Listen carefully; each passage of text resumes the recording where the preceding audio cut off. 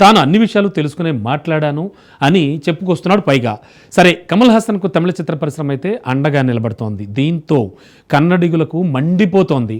కమల్ హాసన్ చిత్రం ఈ Thug Life విడుదలపై Karnataka film chamber of commerce ఒక సంచలనమైనటువంటి నిర్ణయం తీసుకుంది. కర్ణాటకలో మూవీ విడుదలపై నిషేధం విధిస్తున్నట్లుగా ఆల్రెడీ ప్రకటించేసింది. మరి దీనిపై కేఎఫ్సిసి ప్రతినిధి గోవింద్ మీడియాతో మాట్లాడారు. అండ్ కమల్ తన వ్యాఖ్యలపై బహిరంగంగా ఒక క్షమాపణనే చెప్పేంత వరకు కూడా మూవీ విడుదలను మేము నిలిపివేస్తామంటూ కూడా కర్ణాటక రక్షణ వేదిక, ఇతర కన్నడ సంస్థలు చాలా గట్టి పట్టుదలతో ఉన్నాయని స్పష్టం చేస్తున్నారు. దీంతో థగ్ లైఫ్ విడుదలపై నిషేధం విధించాలని నిర్ణయించామని చెప్పారు. మరి కమల్ ఇంతవరకు కూడా తన మాటల్లో ఎక్కడా కూడా సారీ అనేది చెప్పలేదని, దీంతో కన్నడ రక్ష వేదిక కానీ ఇతర కన్నడ సంస్థలు చేస్తున్న డిమాండ్కు తామైతే కట్టుబడి ఉంటామని చెప్పారు. సరే, మూవీపై నిషేధం విధించాలని చాలా వరకు కన్నడ సంస్థలు అయితే డిమాండ్ చేస్తున్నాయి. మరి వాళ్ళతో అయితే తామైతే డిస్కషన్స్ చేశామని, కమల్ ఒకవేళ తప్పుగా మాట్లాడినట్టుగా ఏకీభవిస్తున్నామని కూడా చెప్పారు. అయితే కమల్ హాసన్ మాత్రం ఇలాంటి బెదిరింపులు తనకేం కొత్త కాదంటున్నాడు.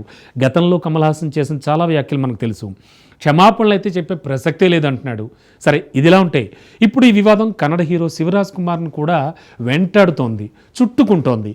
కమల్ని సమర్థిస్తూ, అంటే కమల్ హాసన్ని చాలా సపోర్ట్ చేస్తూ నేను తనకు పెద్ద అభిమాని అంటూ ఇటీవల ఆయన చేసినటువంటి కామెంట్స్ అన్నీ కూడా అగ్నికి ఆజ్యం పోసినట్టుగా అయింది.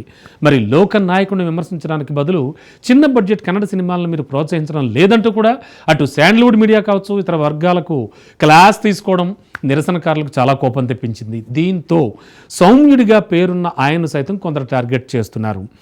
కమల్ సారీ చెప్పకుండా థగ్ లైఫ్ బ్యాన్ కారణం కావడం వల్ల భవిష్యత్తులో అంటే ఫ్యూచర్లో కన్నడ సినిమాలకు తమిళనాడులో కావచ్చు, తమిళ మూవీస్కి కర్ణాటకలో కావచ్చు చిక్కులైతే తప్పకపోవచ్చు. ఇది క్లియర్గా అర్థమవుతోంది. సో దీనివల్ల కోట్ల రూపాయల వ్యాపారం అయితే నష్టం కలుగుతుంది. కమల్ ఈగోతోనే సారీ చెప్పడం లేదని ఫిలిం ఛాంబర్ పెద్దలంతా భావిస్తూ ఉన్నారు. బట్ ఫ్యాన్స్ మాత్రం ఆయన మాటలను వక్రీకరించారంటూ సమర్థిస్తున్నారు. ఎంతైనా ఫ్యాన్స్ కదా. ప్రస్తుతానికైతే ఈ మూవీ కన్నడ డిస్ట్రిబ్యూటర్స్ అంతా ఈ పరిణామాల పట్ల చాలా టెన్షన్తో ఉన్నారు. చూడాలి, ఈ మంత్ అంటే జూన్ 5న ఈ మూవీ రిలీజ్ కాబోతోంది.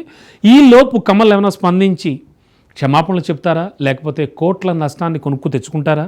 గతంలో విశ్వరూపం సినిమాకి సంబంధించి కూడా కమల్కి ఇలాగే జరిగింది.